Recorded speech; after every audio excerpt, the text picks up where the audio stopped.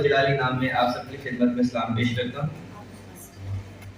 عزیزو، کس قدر خوشی کی یہ بات ہے ہم تمام جانوں کے لیے جو لوگ ہم خداوند کے گھر میں جمع ہیں کہ خدا نے آج ہمیں پھر یہ موقع دیا ہے کہ ہم اس نے ایک نیا سال ہماری زندگیوں میں یہ بخشا ہے کہ آج اگر دیکھا جائے تو بہت سے لوگ جو پچھلے سال ہمارے ساتھ موجود تھے لیکن آج وہ اس روئے زمین پر اس دنیا میں موجود نہیں ہے۔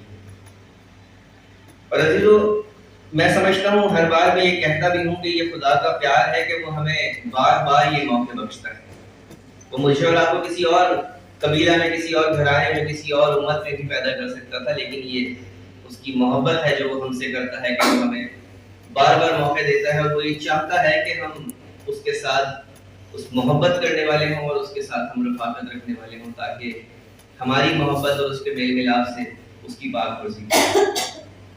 عزیزو، آج کا جو دن ہے وہ ہم صرف نئے سال کو سیلیبریٹ کرنے کے لیے یہاں جمع نہیں ہوئے ہیں، بلکہ ہم خدا سے آج ایک نئی زندگی کو ریسیو کرنے کے لیے خدا کے حضور جمع ہیں۔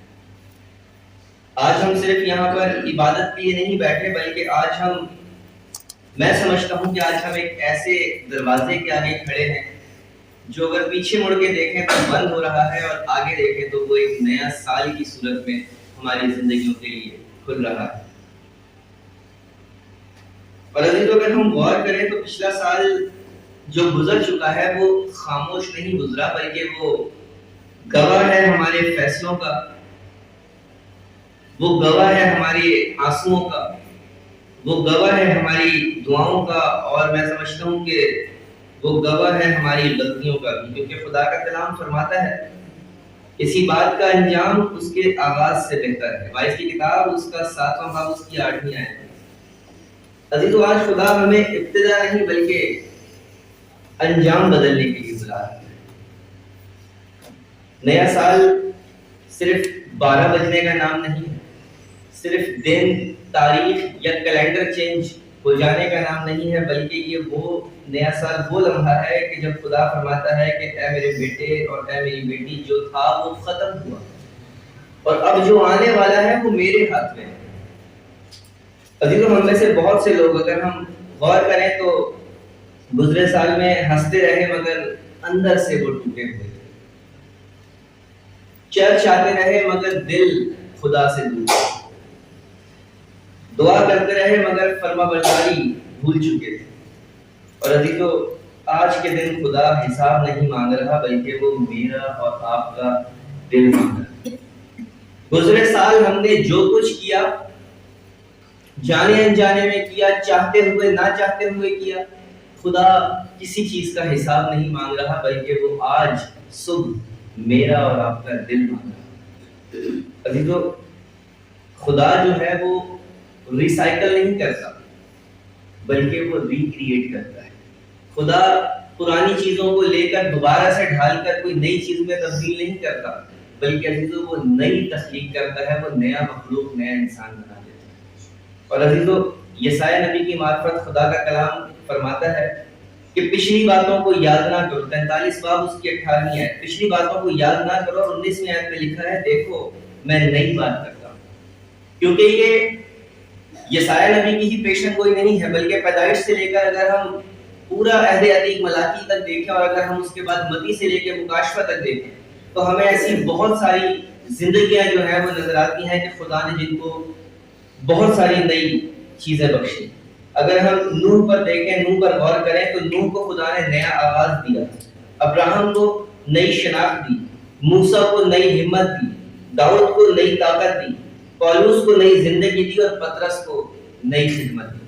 عزیزو، یہ بہت سارے کردار ہمیں اس بات کو یہ سکھاتے ہیں کہ خدا ریسائیکل نہیں کرتا بلکہ وہ ریکریٹ کرتا ہے، اور وہ چاہتا ہے کہ ہم اس کی حضوری میں آئیں اور اس کی بتائی ہوئی راہوں پر چلنے والے۔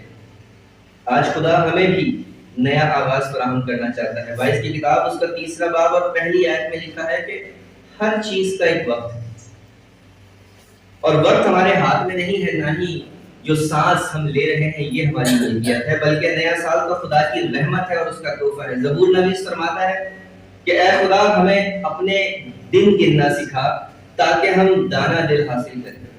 عزیزوں، اگر ہم پچھلے گزرے سال کو مڑ کر دیکھیں تو ہمیں گزرا سال جو ہے وہ بہت ساری باتیں اور بہت سارے سبق اور بہت ساری چیزیں سکھا گیا ہے۔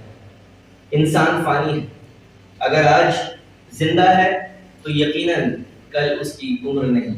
دولت عارضی ہے، آج ہے کل نہیں۔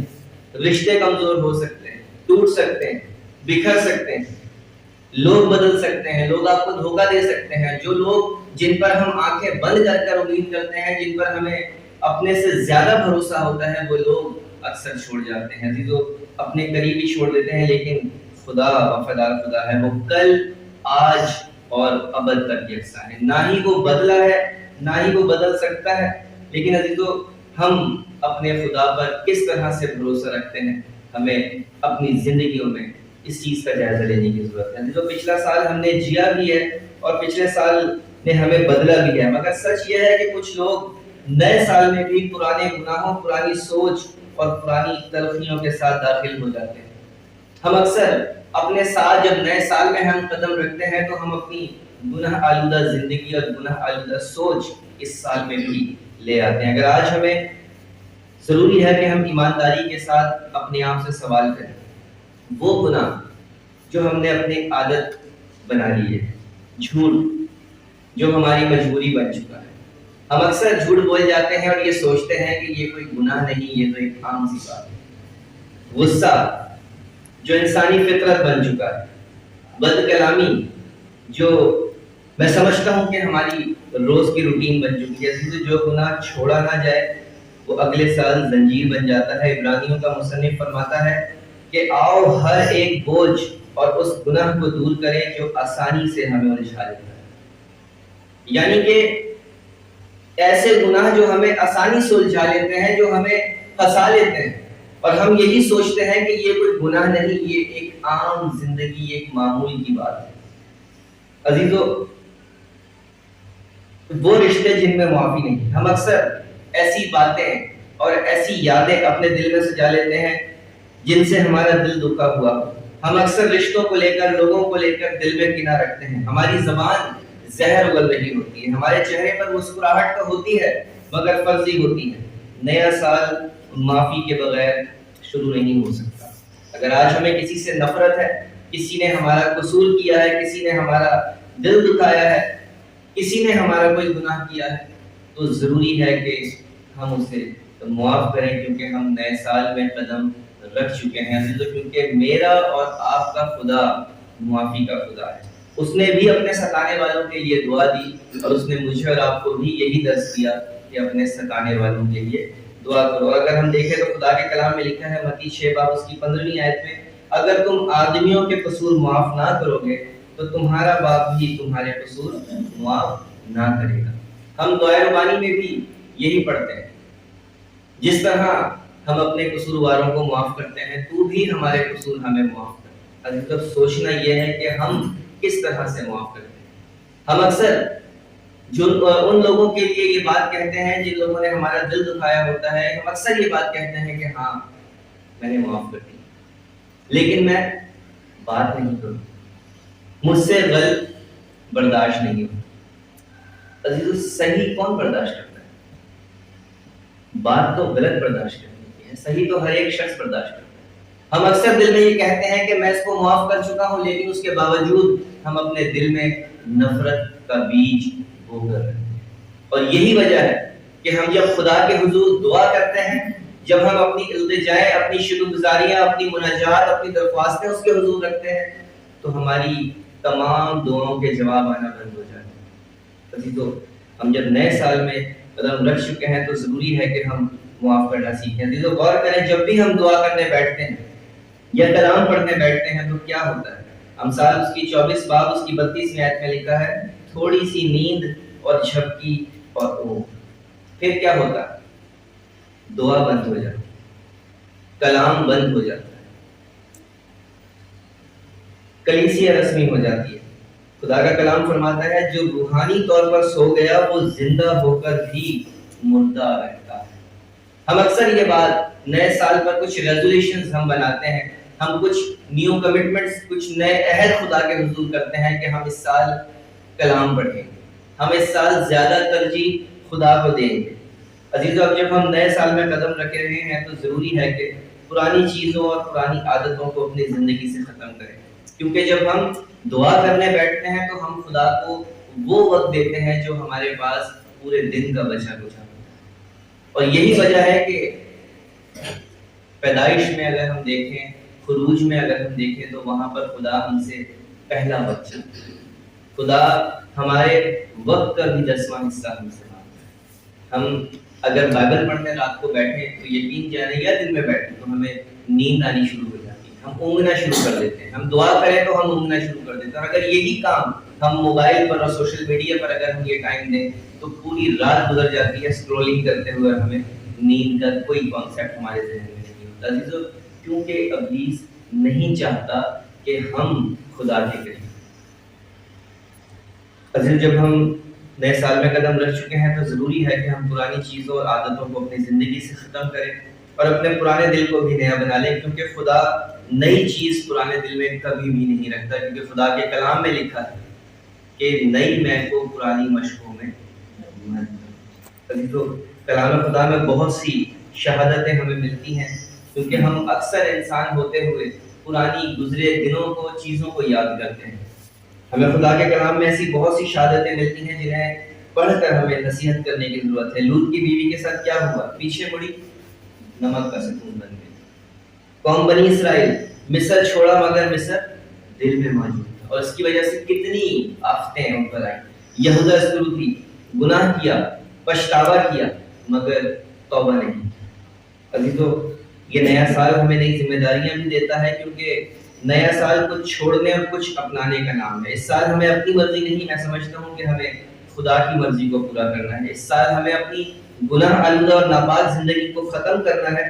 ہمیں اپنی زندگی سے وہ چیزیں چھوڑنی ہیں جو ہمیں گرا دیتی ہیں، اور وہ جگہیں چھوڑنی ہیں جو ہمیں کمزور کر دیتی ہیں، کیونکہ پاک اور مقدس زندگی کوئی آپشن نہیں بلکہ یہ حکم ہے، کیونکہ خدا فرماتا ہے کہ پاک بنو کیونکہ میں پاک ہوں۔ پہلا پطرس کا پہلا باب اس کی 16ویں آیت میں یہ ورس لکھی ہوئی ہے۔ پر عزیزو، اس سال ہماری دعائیں رسمی نہ ہوں بلکہ پرجوش ایمان کے ساتھ ہوں۔ ہماری دعائیں بجھے دل اور ٹوٹی روحوں کے ساتھ نہ ہوں بلکہ کامل امید کے ساتھ ہوں، کیونکہ خدا فرماتا ہے کہ تم مجھے ڈھونڈو گے اور پالو گے۔ یہ نبی کے صحیفے میں یہ بات لکھی ہوئی ہے۔ عزیزو، میرا ایمان ہے کہ یہ سال خوف کا نہیں بلکہ ایمان کا سال ہوگا، اور ہمیں ضروری ہے کہ ہم اس سال بھی کچھ ریزولوشنز اپنی زندگی میں بنائیں، کچھ کمٹمنٹس ہم خدا کے ساتھ کریں، کیونکہ نیا سال صرف خواہشوں کا سال نہیں بلکہ عہد کا سال ہونا چاہیے۔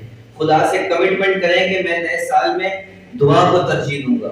خدا سے کمٹمنٹ کریں کہ میں گناہ کے ساتھ سمجھوتا نہیں کروں گا، میں کلام پر دھیان اور گیان کروں گا، میں بہانے، تاخیر، سستی ختم کروں گا، میں آدھی وفاداری خدا کے حضور ختم کروں گا، اور میں خدا کو آخری حصہ نہیں بلکہ پہلا درجہ دوں گا۔